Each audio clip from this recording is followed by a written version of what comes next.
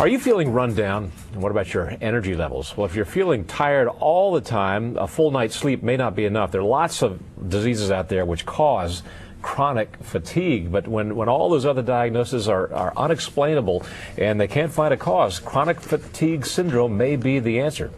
Dr. Alexander Chester is here from Foxhall Internists to talk about chronic fatigue syndrome and why we're seeing a lot of it in this day and age. Doctor, thank you very much for joining us. Thank you for having me. We were talking during the break. Is this a disease or a diagnosis that is sort of a default diagnosis when all other potential diseases are ruled out? You're left with chronic fatigue syndrome?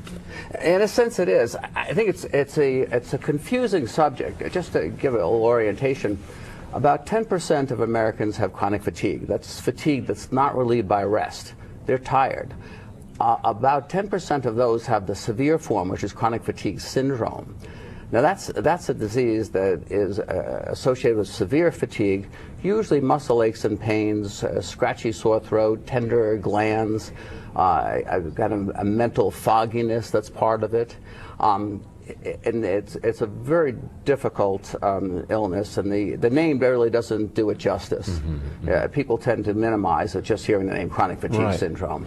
Well, I remember in the early days when we first started hearing of the diagnosis of chronic fatigue syndrome, there were some doctors out there and some experts were saying, this doesn't exist. This is a disease which does not exist, and people who were claiming to be suffering from it were just infuriated, or that the people were not acknowledging it. It was a disacknowledgement of what they were feeling. Has that changed now that there is this diagnosis and it is considered to be a legitimate syndrome? Yes and no.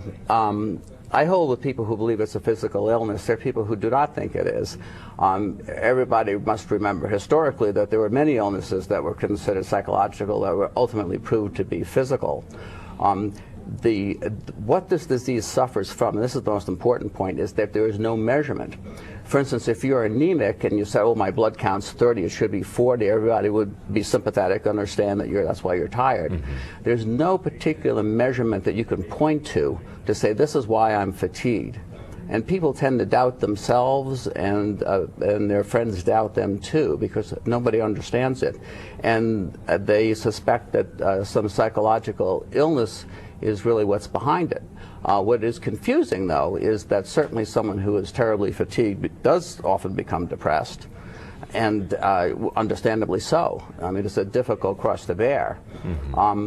There are various ways you can wind up with chronic fatigue. It comes after illnesses. The most typical story is you hear someone who's had an upper respiratory illness, like a cold, sinusitis, cough. It just never gets better.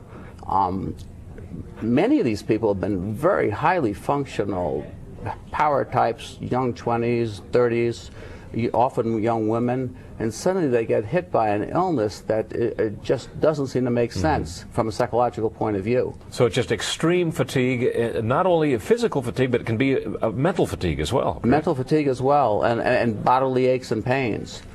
And it's seen in 1 to 4 million Americans, but it is incapacitating for some. The most important thing is to search for causes that might be treatable. So in other words, we want to make sure that there is nothing like anemia or nothing like a low thyroid condition. My own particular interest is that sinusitis often causes a great deal of fatigue. Interesting. And a lot of people often start this illness with an illness that is very similar to sinusitis. So you want to make sure that there's nothing treatable that can resolve the fatigue and get the person back to good health. So we don't know of any cause. Is there a cure, or at least a treatment? It's important to push on. I mean, if I had to give advice to someone, I'd say push on. Graduated exercises, exercising more each day, getting up to a reasonable amount. Most people with this illness find that too much exercise, it really exhausts them. But if you start with a graduated program, that could be very helpful. So I encourage people to exercise. That'd be one thing. If there is depression, an antidepressant can be a help. Not to say the illness is caused by depression, but depression can be caused by the illness. But if there's depression, then definitely an antidepressant is a good idea. And also therapy, too. What do you think the future of this diagnosis is? Will we have a better handle on what causes it and what kind of treatments to provide? I think eventually it will be. I think personally it involves a complex system neurologically that eventually they'll find a cause and a treatment for. There's been an awful lot of research ever since 1986, which rekindled the interest in the subject when they reported that the Epstein-Barr virus was the cause. And unfortunately, that proved not to be the case, and taking antiviral medicines didn't help the problem. Really? So what do you tell people who come to you, we're almost out of time here, but quickly, who come to you and you come up with this diagnosis? Is there encouraging words you can provide them, any hope you can provide them? Well, yes. I mean, a lot of people get better spontaneously.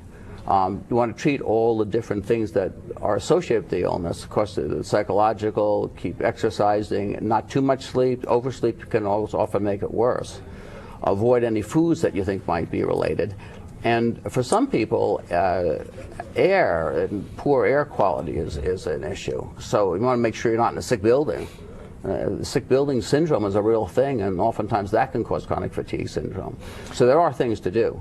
Dr. Alexander Chester from Foxhall Internists, thank you so much for your insight, and we hope that next time we have you back, there'll be some progress made with the treatment of this disease. Thank you.